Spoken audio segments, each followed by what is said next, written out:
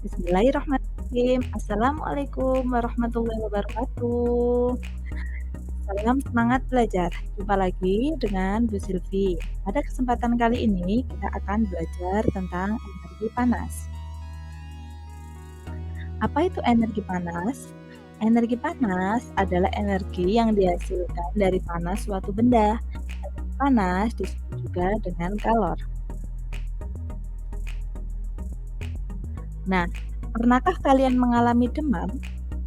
Saat demam, tubuh akan terasa panas. Ibumu harus mengukur suhunya menggunakan termometer. Dan ternyata suhu tubuh demammu melebihi 38 derajat Celcius. Kita simak perbedaan antara suhu, kalor atau panas, dan termometer. Suhu merupakan ukuran rata-rata energi panas yang dimiliki oleh suatu zat. Di Indonesia, ukuran suhu kita kenal dengan derajat Celcius. Kalor adalah proses perpindahan suatu zat ke zat lain karena adanya perbedaan suhu. Sebagai contoh, teh di dalam gambar merupakan teh panas yang kalornya berpindah dari teh ke udara. Sedangkan termometer merupakan alat untuk mengukur suhu suatu benda. Alat lain yang digunakan untuk mengukur suhu selain termometer adalah termogan.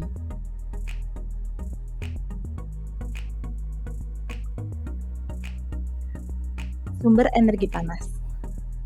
Banyak sekali sumber energi panas yang kita temui, antara lain matahari, panas bumi, gesekan, api, listrik, maupun pemantik api atau korek api. Energi panas matahari. Energi panas matahari merupakan sumber energi panas terbesar.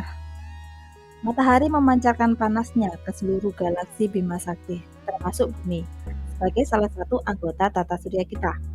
Manfaat panas matahari sangat banyak di kehidupan kita.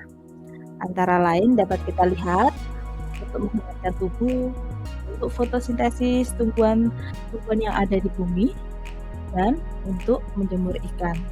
Nah, dapatkah kalian menyebutkan manfaat lainnya dari energi panas matahari? Oke. Energi panas yang selanjutnya berasal dari dalam bumi. Energi panas bumi merupakan sumber energi yang berasal dari dalam perut bumi. Dikarenakan menyimpan magma yang berpijar sangat panas ke bawah gerak bumi. Manfaat energi panas bumi antara lain untuk kita berendam di pemandian air panas dan sebagai pembangkit listrik tenaga panas bumi atau PLTB. Nah, sekarang coba cari manfaat panas bumi lainnya bagi manusia.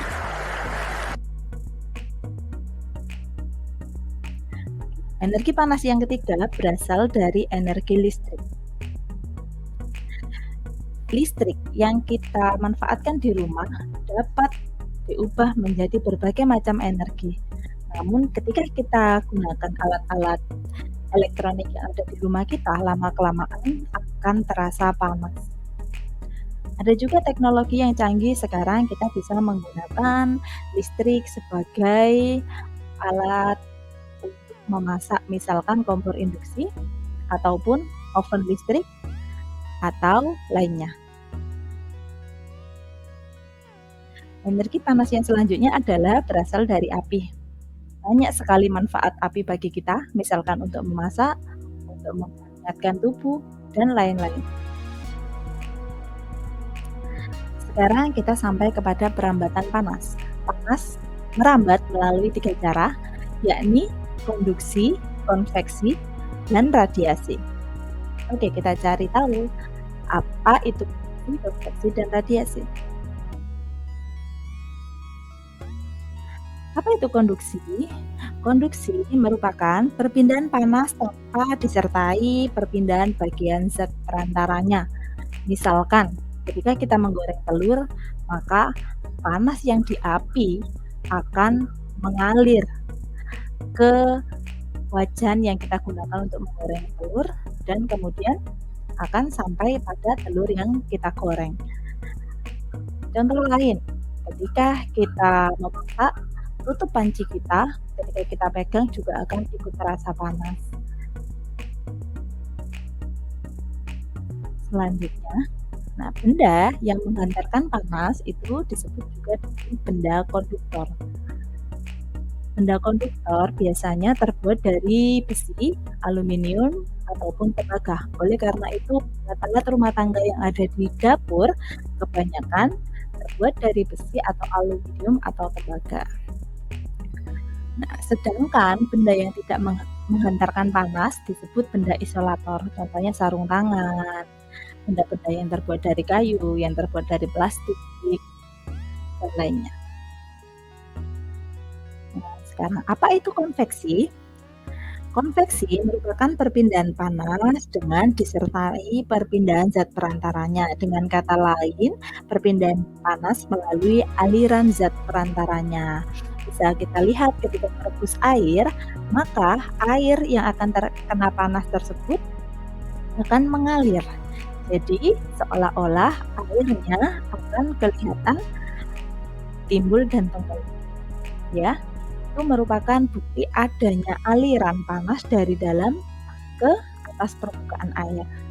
Contoh lain ketika kita mengoven, di dalam oven terjadi aliran panas dari energi panas ke bahan makanan yang kita oven, sehingga bahan makanan kita yang kita oven bisa masak seperti itu.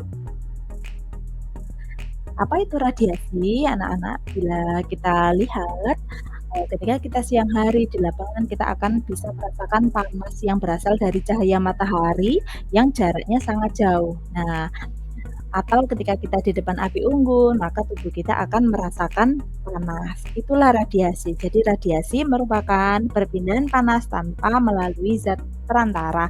Bisa dikatakan perpindahan panas melalui pancaran. Seperti itu. Sekarang kita masuk kepada pemuaian. Pemuaian panas. Benda dapat memuai jika terkena panas. Nah, pemuaian ini dimanfaatkan di berbagai kegiatan manusia, seperti pada rel kereta api yang dipasang dengan diberi jarak demikian, sehingga jika besinya memuai, rel keretanya tidak sampai. Nah, udara pada balon udara akan dipanaskan, sehingga balon udara akan terasa ringan dan bisa terangkat ke angkasa karena udaranya memuai ada di dalam balon akibat pemanasan tadi. Nah, jika kita perhatikan kabel listrik atau kabel telepon pada tiang-tiang listrik dipasang kendor. Nah, tujuannya jika suhunya mengalami penurunan atau rendah tidak mengalami penyusutan. Nah, penyusutan sendiri adalah lawan dari pemuaian. Contoh yang terakhir, pada kaca jendela rumah, kacanya dipasang dengan menyisakan jarak pada kayu kuncen jendela. Hal ini bertujuan kaca tidak akan pecah jika terkena udara panas. Dan jika terkena udara panas, maka kaca akan memuai. Sehingga jika ada jarak, kacanya tidak pecah. Nah, oke, demikian anak-anakku pembelajaran kita tentang panas. Semoga bermanfaat bagi kita semua. Sampai jumpa. Terima kasih.